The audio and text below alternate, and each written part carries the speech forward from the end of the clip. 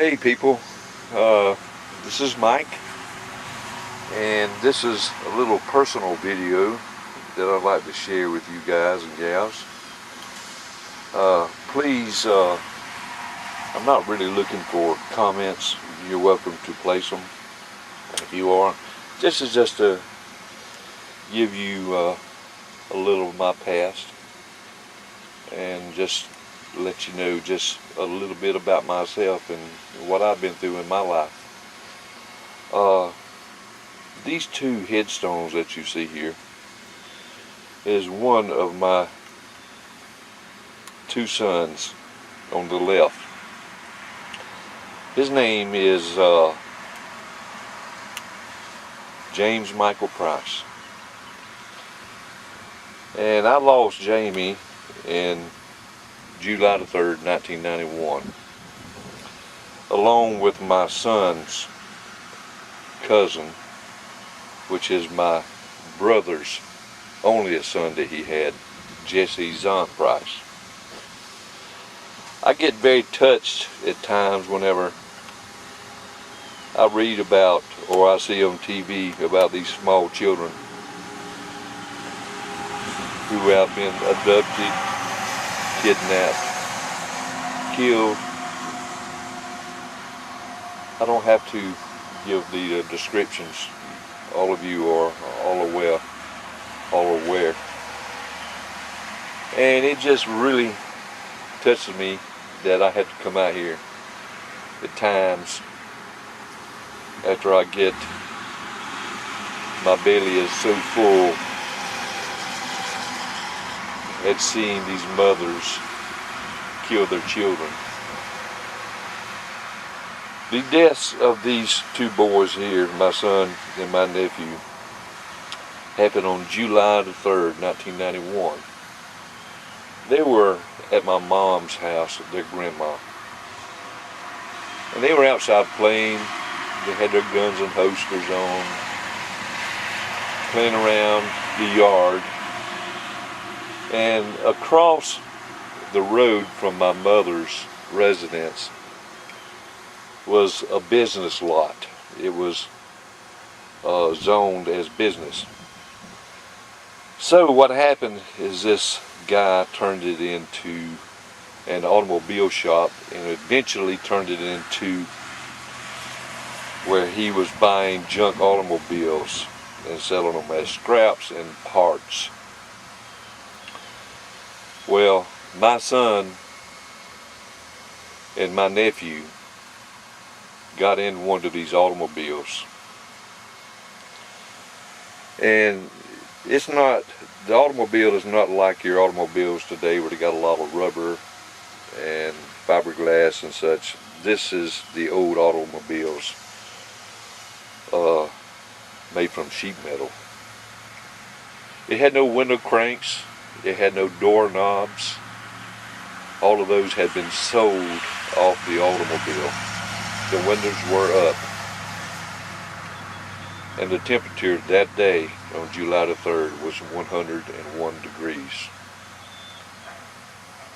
So you can imagine how hot the car got. Some people can say it was 120 something. Some people say it was 130 something. But it was said that they probably lasted no longer than 20 minutes. It took us on the 4th day before we found my son and my nephew's bodies. The cars had been searched. Actually, they had been searched just by putting their hands up to the windows and looking in. But they had actually pulled the back seat out and laid down in the back floorboard, thinking that they could get some kind of refreshing air. And That's why it took so long to find them. And to see people such as this girl, Casey, in Florida, and this mother in Michigan, I think it is, who had allowed her child to be around 2 sex offenders is unbecoming to me. I don't understand it. There's many more that you know too. I just don't understand it. But this was in 1991, and I have yet not one day gone without thinking of my son. He was 9 years old, and I still see him as my 9-year-old son today. So if you was asking me if I had any children, I'd say yes. I have one born in 1980, which is 29, and I have one born in 1982, which is 9 years old. It would probably confuse you a little bit, but that's the only age that I can remember him as. So he is still my 9-year-old son. And what I do now is I just put these flowers out here, these periwinkles. I'll give you a little picture of these. They're very good for plots. And what I do now is there's a poem that was written by a lady in a nearby town that come and left this on my door. I got a hold of her and asked her, could I place this poem on granite and place it between the 2 boys, and she said I was very much welcome.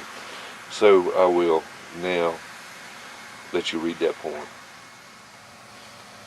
2 new angels. On a beautiful summer morning, Jamie and Jesse went out to play. Little did they know they had a special mission to fulfill this day. They changed from young boys to angels in the twinkling of an eye. They passed right through the pearly gates to their new home in the sky. Do not grieve for us, our families. Do not grieve for us, our friends.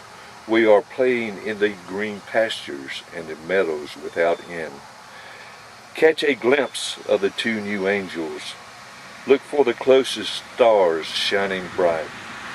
They will be watching for you to find them and blow you a kiss good night. Written by Mary Ellen McCarran, July the 10th, 1991.